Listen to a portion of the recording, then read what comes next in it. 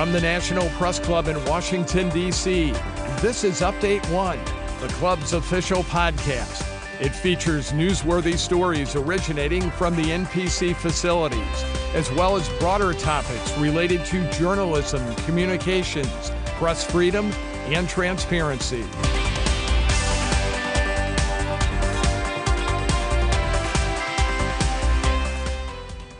Welcome to this edition of Update One. I'm Mike Hempen, a co-chair of the Broadcast Podcast Committee here at the National Press Club. And on this edition, we're going to talk about the Russia-Ukraine war. A lot of the reporting has focused on Western countries and how they're being impacted. In this episode, we're going to talk about the impact on non-Western countries and how they view this conflict.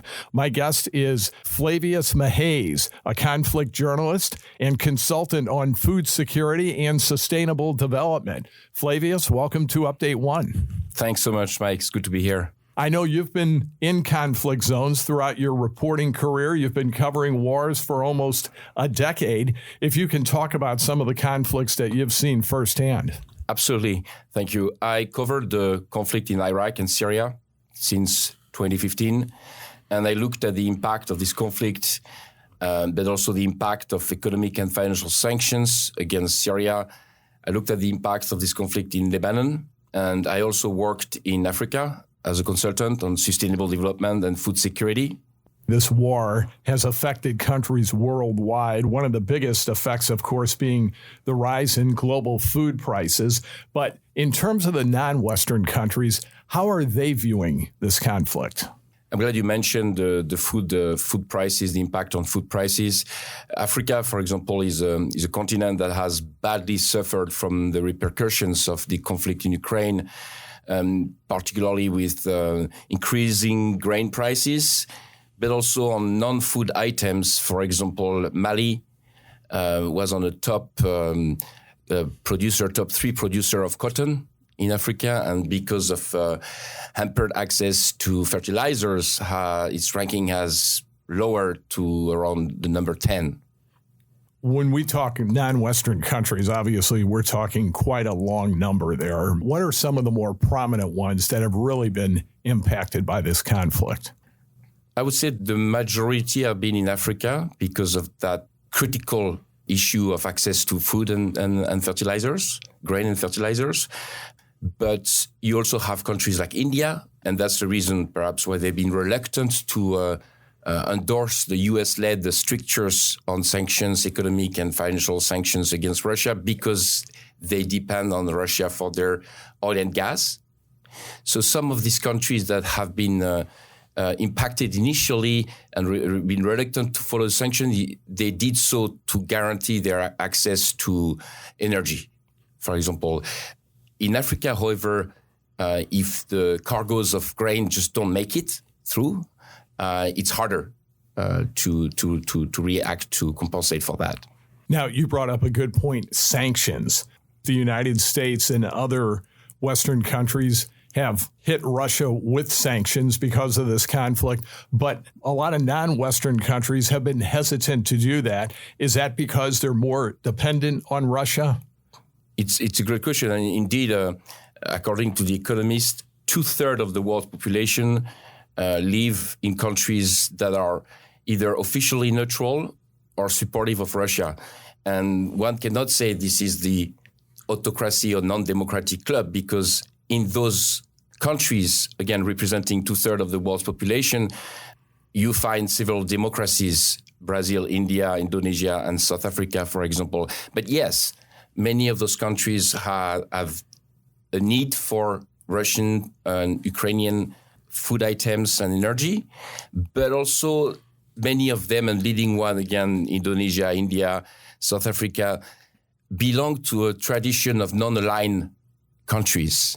So this conflict in some ways has revived the non-aligned movement that was prominent at the peak of the Cold War. And many of those countries today are referring to that ideological and geopolitical non-alignment position to justify their searching for more independent or neutral foreign policy regarding this conflict. In terms of how non-Western countries view the conflict, obviously Western countries point the blame at Russia, saying they invaded Ukraine. Do non-Western countries look at this conflict from the same perspective? Well, it's interesting. By reading the non-Western press, you get, in comparison with the, say, European and American or Euro-Atlantist press, you get the perception that the conflict is a more complicated story and is the result of a fairly long process of degradation of security in Europe and degradation of security in Ukraine, of not having addressed issues of post-Cold War security with Russia. And, some are leaning toward the view that the Atlantic aggressive stance toward Russia is part of the reason why expansion of NATO, for example, is part of the reason why today we are where we are. And therefore, you find an emphasis on finding diplomatic solutions to the conflict. So when you talk about more complicated situation, you're talking about the non-Western countries, many of them at least, do not look at this conflict as solely Russia's fault, that they think there's more blame to go around than just blaming the Russians. Correct, that there are more factors involved, and the story didn't start, the story of the conflict didn't start on February 24th of last year. To understand their position better, America and Europe are actively seeking for the non-Western countries to endorse their position on the war. However, many non-Western countries are asking, where were you when we have had conflict in our region? We didn't see you, or there was not necessarily the same attention. Let me ask you about long-term implications. We talked about the fact that this war has really affected all countries throughout the world, often in different ways. But for the non-Western countries, does the impact figure to linger longer than it does for Western countries? Absolutely. When you look at the impact on food security, you can certainly say so. This is an area where the longer the conflict lasts, the most dire the impact will be on non-Western countries, again, especially in Africa. The reading that some say is simplistic and short-sighted reading of the conflict as only starting last year, February 24th, and putting all the blame on Russia is not going to provide a solution or help provide a solution to this conflict, and is only going to drag it in a longer run, which, as we just said, has more dire implication for many non-Western countries. So you will certainly see more efforts toward going beyond that reading of the situations as to minimize or to try to shorten the life of this conflict.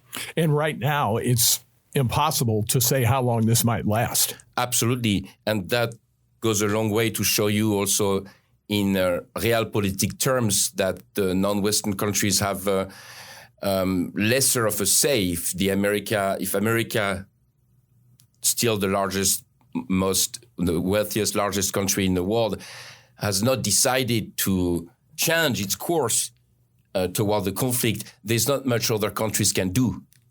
And in terms of global food prices, that's a result of this war that all countries are feeling. And that could go many, many years into the future, the impact of this war on global food prices. Absolutely. It's not only the war, it's compounding factors with the impact of COVID and the supply chain, just disruptions of the global supply of food items.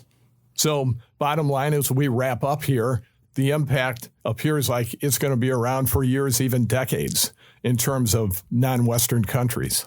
Absolutely. And one takeaway from this conversation is that by expanding our apertures when looking at the media coverage of the conflict to include the non-Western world, we can gain much insight and perhaps tools and ways to better understand and resolve this conflict. And you think most of the reporting on this war has been from the Western perspective? Absolutely. The dominant media in America and in Europe have largely been reporting the perspective of their respective governments in the West. There is a vibrant, independent journalism community in America, especially on YouTube and Rumble. So you can get more than the dominant media reading of the /dominant media /government reading of the conflict.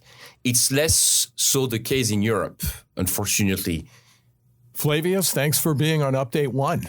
Thank you. Flavius Mihaies has been the guest, a conflict journalist and a consultant on food security and sustainable development. I'm Mike Hempen. Thanks for listening. You have been listening to Update One, the official podcast of the National Press Club, the world's leading professional organization for journalists and a vigorous advocate of press freedom worldwide.